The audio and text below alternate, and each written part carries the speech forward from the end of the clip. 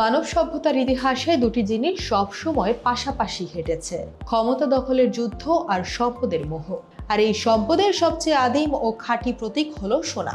আপনি যদি ইতিহাসের পাতা উল্টান, দেখবেন যখনই পৃথিবীতে যুদ্ধের দামামা বেজেছে, তখনই শেয়ার বাজার ধসে পড়েছে, কাগজে মুদ্রার মান কমেছে, কিন্তু সোনার দাম আকাশ ছুঁয়েছে। কেন এমন হয়?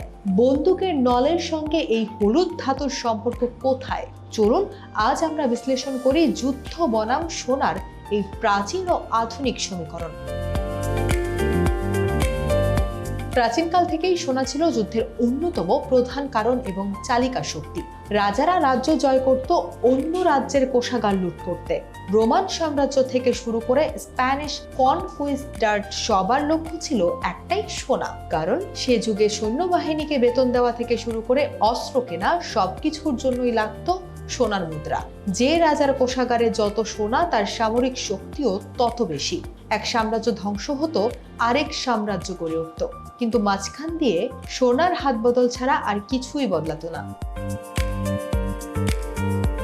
প্রথম ও দ্বিতীয় বিশ্বযুদ্ধের সময় দৃশ্যপট কিছুটা বদলায়। যুদ্ধ চালানোর জন্য দেশগুলোর বিপুল অর্থের প্রয়োজন পড়ে। সরকারগুলো তাদের সামরিক ব্যয় মেটাতে ইচ্ছে মতো কাগজে টাকা ছাপাতে শুরু করে। ফলাফল চরম মূল্যস্ফীতি বা ইনফ্লেশন। জার্মানি সহ অনেক দেশের টাকার মান এমনভাবে পড়ে যায় যে এক বস্তা টাকা দিয়ে এক টুকরো রুটিও পাওয়া যেত না। মানুষ তখন একটি রূঢ় বাস্তবতা বুঝতে পারে: সরকারের ছাপানো টাকার কোনো গ্যারান্টি নেই, গ্যারান্টি আছে কেবল সোনার। এই চরম অনিশ্চয়তার সময় এই সোনা হয়ে ওঠে সাধারণ মানুষের এবং বিনিয়োগকারীদের সেফ হ্যাভেন বা নিরাপদ আশ্রয়। 1971 সালে মার্কিন প্রেসিডেন্ট রিচার্ড নিক্সন যখন ডলারের বিপরীতে সোনার মানদণ্ড বা গোল্ড স্ট্যান্ডার্ড বাতিল করে দেন, অনেকেই ভেবেছিল সোনার রাজত্ব হয়তো শেষ। শুরু হলো ফিয়াট মানি বা কাগজে মুদ্রার যুগ। কিন্তু সোনার আবেদন কি কমেছিল? একদমই না। সোভিয়েত আফগান যুদ্ধ, উপসাগরীয় যুদ্ধ কিংবা ওয়ার অন টেরর, প্রতিটি বড় ভূ রাজনৈতিক সংকটের সময় বিশ্বজুড়ে আতঙ্ক ছড়িয়েছে। আর বিনিয়োগকারীরা তাদের মূলধন বাঁচাতে শেয়ার বাজার থেকে টাকা তুলে সোনায় বিনিয়োগ করেছেন। কারণ যুদ্ধ মানেই অর্থনৈতিক অনিশ্চয়তা, আর অনিশ্চয়তার বাজারে সবচেয়ে বিশ্বস্ত বন্ধু হলো এই সোনা। এবার আসা যাক বর্তমান প্রেক্ষাপটে। আজ আমরা যখন 2026 সালের দিকে তাকিয়ে আছি, বিশ্ব এক চরম অস্থিরতার মধ্য দিয়ে যাচ্ছে।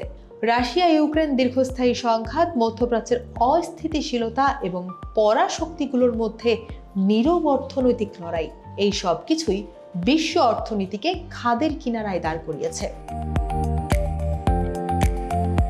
বর্তমানে সোনার বাজার যেন তারই সরাসরি প্রতিফলন। আন্তর্জাতিক বাজারে সোনার দাম একের পর এক রেকর্ড ভাঙছে। খেয়াল করলে দেখবেন, চীন, রাশিয়া, ভারতের মতো দেশের বড় বড় কেন্দ্রীয় ব্যাংকগুলো ডলারের উপর নির্ভরশীলতা কমিয়ে টন টন সোনা মজুত করছে। সাধারণ বিনিয়োগকারীরাও মুদ্রাস্ফীতি আর যুদ্ধের প্রভাব থেকে বাঁচতে সোনার দিকে ছুটছেন। আজকের দিনে 1 আউন্স সোনা শুধু অলংকার নয়, এটি যে কোনো ভবিষ্যৎ অর্থনৈতিক সংকটের বিরুদ্ধে এক মজবুত ঢাল।